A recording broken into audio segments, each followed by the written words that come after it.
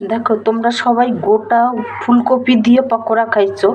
আচ্ছা আমি ফুলকপিটা ঘষে পকোড়া বানাবো। এই দেখো ঘষে নিয়েছি ঘষণি দিয়ে।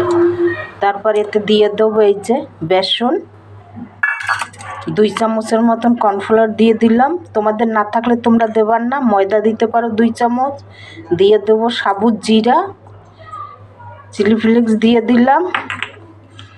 দিয়ে দেবো আদা কুচানো, একটু কাঁচা লঙ্কা দিলাম, খানিকটা ধনেপাতা দিয়ে দিলাম।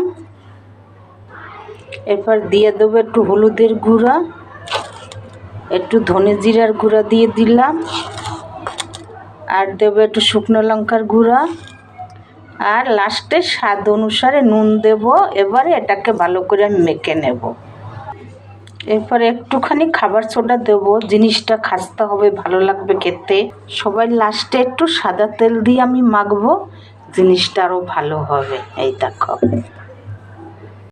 দেখো আমি জিনিসটাকে এরকম মেখে নিয়েছি।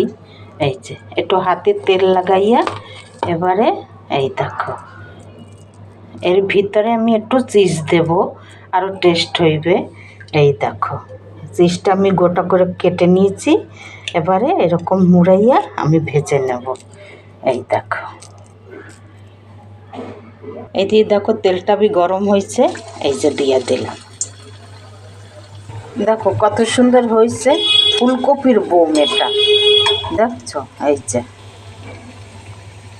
দেখো ফুলকপির বোম হয়ে গেছে, কত সুন্দর। এবার 1 কাপ চা নাও আর খেতে থাকো। এই দেখো দেখো তোমরা ধনে পাতার চাটনি বি নিতে পারো, সস বি নিতে পারো, বা এমনি বি চায়ের সঙ্গে খেতে পারো। এই দেখো তোমরা একবার এরকম করে খেয়ে দেখবে, আশা করি তোমাদেরও ভালো লাগবে।